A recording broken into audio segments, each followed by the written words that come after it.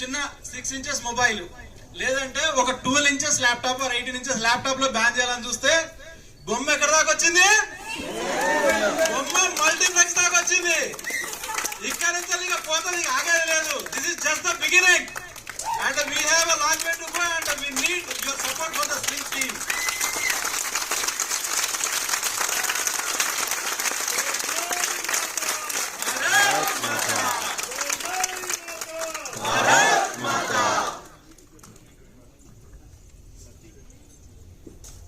ఇక్కడ సమయం చాలా ప్రెషియస్ అనే విఐపీస్ చాలా మంది ఉన్నారు. ముందుగా వాళ్ళ రివ్యూ అండ్ ఎక్స్పీరియన్స్ తీసుకుందాం.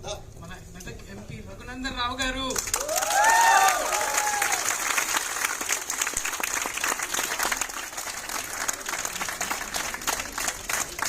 ఎక్స్ఎమ్మెల్సీ రామచంద్రన్న గారు మీరు కూడా రావాలి. అండ్ అఖిల భారతీయ విద్యార్థి పరిషత్ మాజీ జాతీయ అధ్యక్షులు మురళీ మనోహర్ గారు కూడా రావాలి. అండ్ గిరివర్ధన్ అన్న మీరు రావాలి. అండ్ డీసీపీ వివేకానంద రెడ్డి గారు మీరు రావాలి.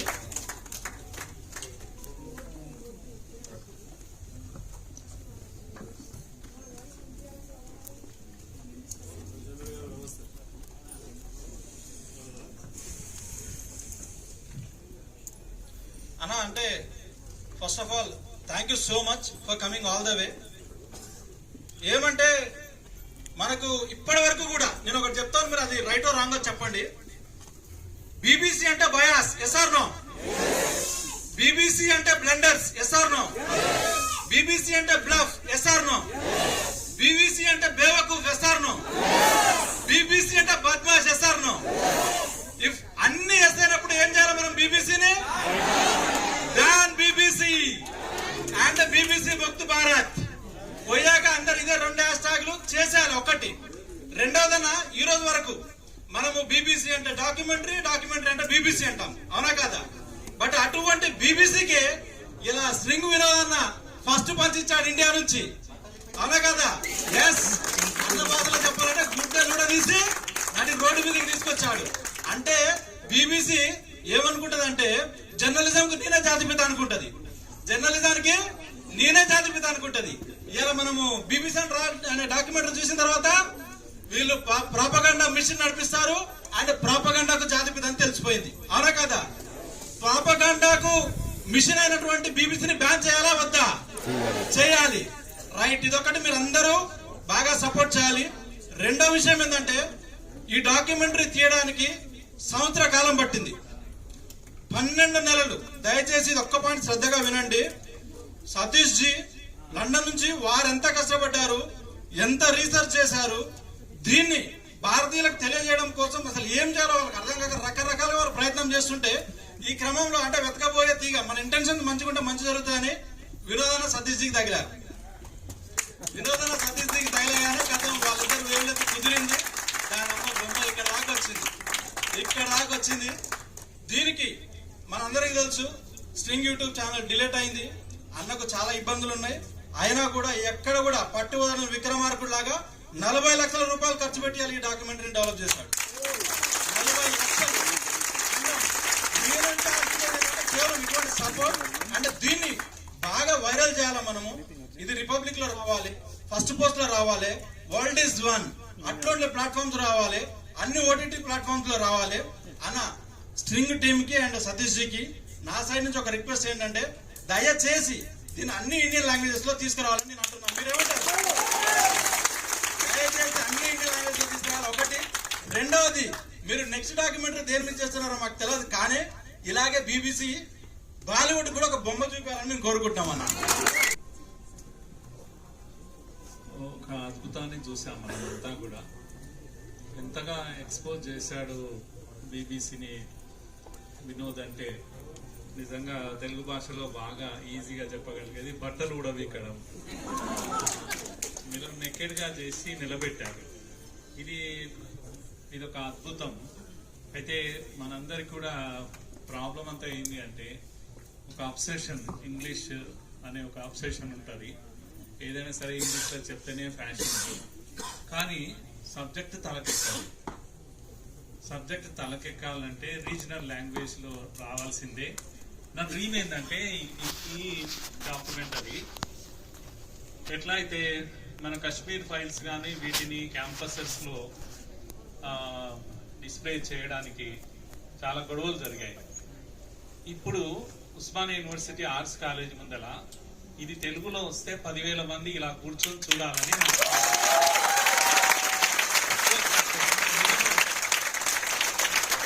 మినిమం 10,000 స్టూడెంట్స్ తో అక్కడ ఒక ఇది చేయాలి, స్క్రీన్ చేయాలి అని.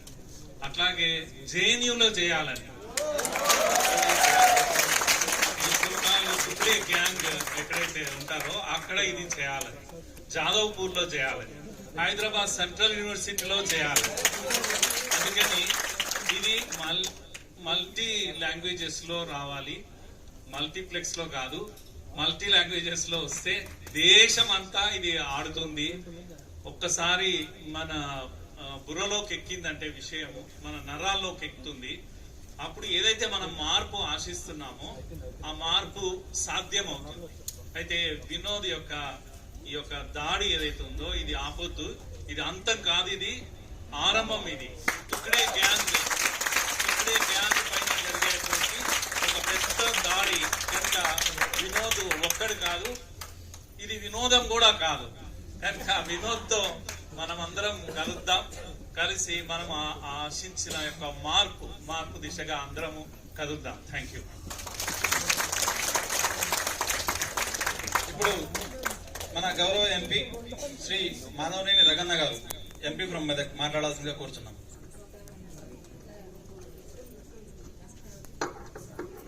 అందరికీ నమస్కారం. చరిత్రలో మార్పు రావాలంటే ఎవరో ఒకరు మొదలు పెట్టాలి. అది మొదలుపెట్టినటువంటి మిత్రుడు వినోద్ మనస్ఫూర్తి సాయం సందేవేల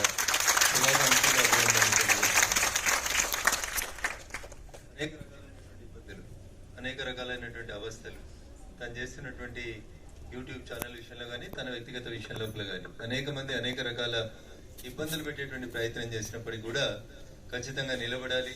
ఈ దేశం కోసం, ఈ దేశ సంస్కృతి కోసం, ఈ దేశం మీద జరుగుతున్నటువంటి దాడిని అందరికీ తెలియజేసేలా చెప్పాలనేటువంటి వినోద్ సంకల్పానికి మనందరి చేతులు జోడించి మురళీ మనోహర్ సార్ కోరుకున్నట్టు దీన్ని అన్ని రీజనల్ లాంగ్వేజ్ లో తీసుకుని వచ్చి ఎక్కడెక్కడైతే మన భావజాలం మీద మన మీద దాడి జరుగుతుందో ఆయా ప్రదేశాల లోపల మనమందరం సంఘటితంగా నిలబడి, వినోద్ ఒక్కడు కాదు, దీని వెనకాల యావత్ భారత జాతి మొత్తం అర్థం వచ్చేటువంటి రీతి లోపల మనం అందరం నిలబడాలి.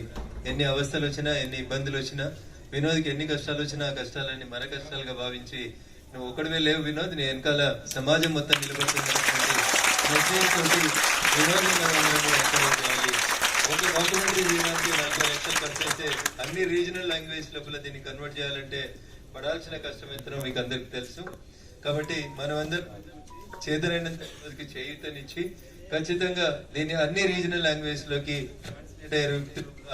మనం ఇతోధికంగా సహాయం చేయాలని చెప్పి మీ అందరు కూడా సవినయంగా విజ్ఞప్తి చేస్తూ ఆ దిశగా వినోద్ వేసేటువంటి అడుగులో మెదక్ పార్లమెంట్ సభ్యునిగా వారితో కలిసి నడవడానికి ముందుంటానని మీ అందరూ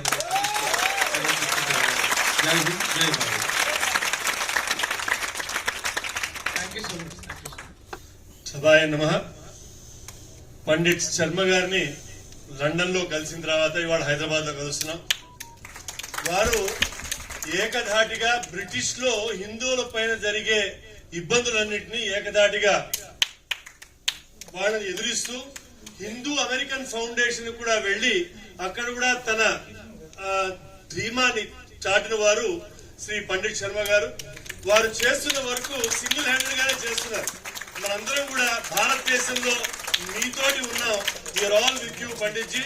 what ever you do, India is all with you. And the people who spoke here, వెదర్ Ramachandar was the advisor for anti-terrorism for Indian government, and this MP whom you are now witnessing is a firebrand by himself. We know that, we all know. Jai Shri Ram. Jai Shri Ram. సర్వజ్ఞ. అందరికీ నమస్కారం అండి. Tenali RK ఎంతమంది చూశారు? Tenali RK ring tone పెట్టుకున్న వాళ్ళు director మాట్లాడుతున్నారు.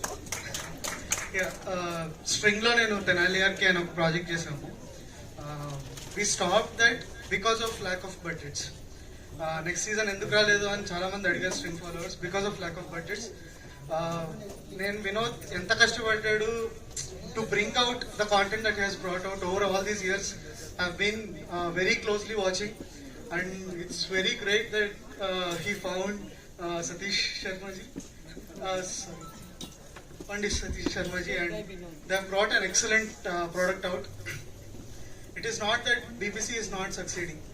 నేను India's daughter అన్న డాక్యుమెంటరీ రిలీజ్ అయినప్పుడు నేను కాలేజ్లో ఉండే, and you can go back and watch it. There is one lawyer who talks in the documentary. He says girl child in India is like a diamond. That is why if we send out, it gets stolen and all that. So in our culture, we don't send out women in this country. Something in these lines that lawyer who was representing the rapist said, and everybody got enraged. So BBC in a way very cleverly converted anger on rapists to anger on our own culture. ఇది వేరే level conversion. Religious conversions ఒక level అయితే, మన culture ని మనం hate చేసుకునేలాగా ఒక aspect మీద ఉన్న కోపాన్ని, అంటే రేపిస్ట్ల మీద ఉన్న కోపాన్ని మన ధర్మం మీదకి కన్వర్ట్ చేశారు. That's way too intelligent. It's not an easy task and they're succeeding quite well. Yeah, and my own friends who regularly go to Shiv Puja, they are like, screw our culture. So multiple toolkits have been in use, and Vinod has reported quite a few of them, exposed quite a few of them, and let's wish them success, be a part of their journey and help them ignite our Indians. Endukante where Indians are victims of propaganda, and if that is a disease, let this be a cure. Thank you. For you, wonderful work. Bharat Mata కీ జై. శుభం. అయితే basic గా మీరు ఇంత ముందు దాంట్లో చెప్తున్నట్టుగానే టెర్రరిస్టులు అందరూ కూడా మిలిటెంట్లు అయిపోతా ఉన్నారు. ఎట్ ది సేమ్ టైం ఇక్కడ తెలుగు మీడియా విషయానికి వస్తే మతోన్మాదులు అందరూ కూడా పిచ్చోళ్ళు అయిపోతా ఉన్నారు. రైట్? యా, మర్కజ్ రవిలు కూడా అవుతా ఉంటారు. మర్కజ్ రవులు చూసారా మీరు? మర్కజ్ రవిల్ని చాలా మందికి తెలియదు. Eenadu paper fantastic my boy. Yeah, so అట్లా తయారవుతా ఉన్నారు. ఇట్ ఇస్ ఏంటంటే మీరు అంటున్నారు బీబీసీ అంటే ఒక 100 సంవత్సరాల భూతం అది. సో ఆ భూతం కింద చాలా చాలా చాలా పెరుగుతూనే ఉన్నాయి. మొన్న వచ్చిన వాళ్ళు కూడా చాలా అద్భుతమైనటువంటి విషయాలు మనకి ఏదైతే బ్రెయిన్ లో ఉండకూడదో వాటిని ఎక్కిస్తున్నారు. అయితే దానికి ఫండ్ ఎవరు చేస్తున్నారు అనే దగ్గర మీరు అద్భుతమైన సమాధానం చెప్పారు. మనమే చేస్తున్నాం. మనం త్రికరణ శుద్ధిగా ఒప్పుకుంటాం అట్లాంటి విషయాల్ని చాలా సీరియస్ గా. అండ్ ఇక్కడ కూడా చాలా తెలుగు ఛానల్స్ ఉన్నాయి. వాటన్నిటి ఫండ్ కూడా మేమే చేస్తా ఉంటాం, మేమే లైక్స్ కొడతా ఉంటాం, మేమే షేర్లు కొడతా ఉంటాం. అయితే ఎక్కడో జర్మనీలో కూర్చొని ఈ దేశం మీద విషయం కక్కే వాని బట్టలు తీసి నిలబెట్టినందుకు ఆయన ఛానల్ తీసేసారు. అండ్ ఇదే నేను ఫ్యాక్ట్ చెక్కర్ ని అని చెప్పేసి, వాడు ఫ్యాక్ట్ చెక్కర్ అని వాడు చెప్పడమే కాదు, మనం అందరం కూడా ఒప్పుకుంటాం. అది మన దరిద్రం. యా, సీరియస్లీ మనం ఒప్పుకుంటాం, వాడిని చూస్తా ఉంటాం. వాని గురించి వాని బట్టలే కాదు ఇంకొన్ని లోపలివి కూడా విప్పదీసి ఆయన నిలబెట్టిండు. అందుకోసం అని చెప్పేసి ఆయన ఛానల్ తీసేసారు. బట్ అవి మాత్రం చాలా అద్భుతంగా నడుస్తా ఉన్నాయి. రీసెంట్ గా ఒక ప్రశ్న మిమ్మల్ని అడగాలనుకుంటున్నాను. అండ్ అందరూ కూడా ఎందుకు అడుగుతున్నానంటే ఈ ప్రశ్న, నేను ఇక్కడ ఒక్కడు దేశం గురించి ధర్మం గురించి గట్టిగా నిలబడతాను అని చెప్పేసి నిలబడితేనే 10 ఏళ్లలో ఎక్కడో ఉన్న మన దేశం ఎక్కడికి వచ్చింది. అటువంటిది ఈ రోజు ఇక్కడ నాకు తెలిసి ఉన్న ప్రతి ఒక్కరు కూడా ఈ దేశం నాది, ఈ ధర్మం నాది, దీనికోసం ఏమన్నా చేద్దాం అనేటటువంటి సంకల్పంతో వచ్చిర్రు. సో ఇంతమంది ఉన్నప్పుడు ఈ ప్రశ్న అడిగితే సమాధానం మీ అందరూ కూడా తెలుస్తుంది ఖచ్చితంగా. వారి ద్వారా వస్తే ఇంకా బాగుంటుందనే అభిప్రాయంతో అడుగుతున్నాను నేను. ఇప్పుడు ఇన్స్టాగ్రామ్ లో వినోజీ, ఇన్స్టాగ్రామ్ సోషల్ మీడియా మనందరికీ తెలిసిందే. దానిలో మనం చాలా మంది మనం వీడియోస్ చేస్తా ఉన్నప్పుడు బండ బుద్ధులు తిట్టే వాళ్ళు ఉంటారు. అది పక్కన పెడితే జై శ్రీరామ్ అనే వాళ్ళు చాలా ఎక్కువ మంది ఉంటారు. అయితే జై శ్రీరామ్ అని ఎప్పుడైతే అంటారో ఆటోమేటిక్ గా కింద హైడ్ అయిపోతా ఉంటాయి కామెంట్స్ లో. అయితే రీసెంట్ గా నేను ఒక వీడియో చేశాను. అవునమ్మా, అవును కదా, యా, కాలేజ్ స్టూడెంట్స్ ఇప్పుడే వాళ్ళు ఉమెన్స్ కాలేజ్ లో నుంచి వచ్చారు ఇక్కడ. గ్రేట్ అమ్మా, మీరు ఇక్కడికి వచ్చారు, థ్యాంక్ యూ. వాళ్ళు క్లాప్స్ కొట్టొచ్చండి సీరియస్ గా. 4 ఉమెన్స్ కాలేజ్ వాళ్ళు చెప్తున్నారు, అన్న మా కాలేజ్ మొత్తం లెఫ్టిస్టులు అన్నారు. అందరూ రైట్ కి వచ్చేస్తారు, టెన్షన్ లేదు. యా, అయితే అక్కడ దేవీ దేవతలు, సార్ రఘునందన్ జీ మీరు కూడా ఈ ప్రశ్నకు సమాధానం మీ నుంచి కూడా కావాలి. మన దేవీ దేవతల విగ్రహాలు ఇప్పుడు గుళ్ళ పైన అనేక జరుగుతున్నాయి. రోజుకో వార్త వినాలంటే చూడాలంటే కూడా నాకు అసహ్యం వేస్తుంది. దాదాపుగా నేను ఆ వార్త చెప్పడం కూడా తగ్గించాను. దానికి సొల్యూషన్ వార్త చెప్పడం కాదు అనే విషయం నాకు అర్థమైంది. అయితే ఇన్స్టాగ్రామ్ లో మన దేవీ దేవతల విగ్రహాలకు చెప్పడానికి నాకు చాలా అసహ్యం ఉంది, కానీ చెప్పాలనిపిస్తుంది. చెప్తాయన మన రక్తం ఉడికి ఏదైనా చేస్తామేమోనని ఇన్నర్స్ వేసి చేయకూడని దరిద్రాలు చేస్తూ వీడియోలు తీస్తూ వాటిని పోస్ట్ చేస్తున్నారు, ఇన్స్టాగ్రామ్ లో పోస్ట్ చేస్తున్నారు. ఆ వీడియోస్ నేను చూపించి అది బాబు దీనికి రిపోర్ట్ కొట్టండి అంటే రిపోర్ట్స్ కొడుతున్నప్పుడు ఇన్స్టాగ్రామ్ నుంచి వస్తున్నటువంటిది ఏంటి అంటే వీడు మా కమ్యూనిటీ గైడ్ లైన్స్ లోనే ఉన్నాడు, మా కమ్యూనిటీ గైడ్ లైన్స్ కి ఎటువంటి ప్రాబ్లం లేదు దీని ద్వారా అంటున్నారు. సో ఇన్స్టాగ్రామ్ కానీ యూట్యూబ్ కానీ ఫేస్బుక్ కానీ ఇండియాలో బిజినెస్ చేయడానికి వచ్చినవి ఎవరి రూల్స్ పాటించాలి, ఎందుకు పాటించట్లేదు? అండ్ ఇక్కడ వినోద్ కావచ్చు, వినోద్ భాయ్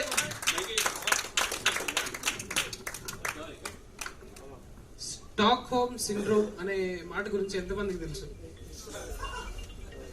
హిట్లర్ అందరినీ ఊచకోత కోస్తే ఆ ఊచకోత కోసిన వాళ్ళే అతనికి విగ్రహం పెడితే ఎలా ఉంటుంది?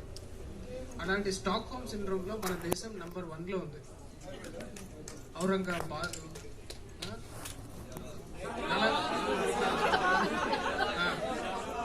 ఇదేంటి ఇందాక ఆయన చెప్తున్నాడు కదా, మన గొంతు కోసం మనమే అప్రిషియేట్ చేస్తామని. జర్మనీలో కూర్చొని మన మీద తప్పుడు కూతురు కూస్తాయి. సో ఇది మార్చే ప్రయత్నమే మనం చేస్తున్నాము. ఇక్కడ అందరి సపోర్ట్ కావాలి. ఆల్రెడీ మార్పు స్టార్ట్ అయింది, ప్రపంచంలో కూడా మంచి మార్పులు వస్తున్నాయి. ట్రంప్ వచ్చాడు. మిగిలిన గుళ్ళ గురించి మీరు అడిగిన ప్రశ్నకి రఘునందన్ రావు గారికి ఇస్తాం. సో ఇది నేను ఎంపీగా చెప్తే బాగుండదేమో, అడ్వకేట్ గా చెప్తే బాగుంటదేమో. మా సీనియర్ రామచంద్రన్ ఉన్నాడు కాబట్టి అన్న ఒక మాట చెప్పు, తర్వాత నేను కన్నా. ఆ కేసులో ఆర్గ్యుమెంట్ చేసింది నేనే కాబట్టి మీ దగ్గర నువ్వే చెప్తున్నా.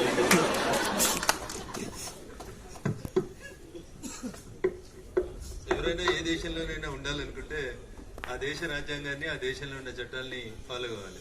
ప్రశ్న అడిగిన మిత్రుడు పక్క చూపు చూస్తా అన్నాడు, వింటలేడు. ఎవరన్నా ఏ దేశంలోనైనా ఉండాలంటే ప్రపంచంలో ఆ దేశ రాజ్యాంగాన్ని, ఆ దేశంలో ఉన్న చట్టాలని గౌరవించాలి. సో అది ఇన్స్టాగ్రామ్ అయినా, యూట్యూబ్ అయినా, ఇంకొకరైనా ఈ దేశ చట్టాలకు మాత్రమే గౌరవం దక్కుతుంది. సో మరి ఎందుకు ఇన్స్టాగ్రామ్ అట్లా చెప్పిందని ఒక స్పెసిఫిక్ కేసు పంపిస్తే definitely try to argue on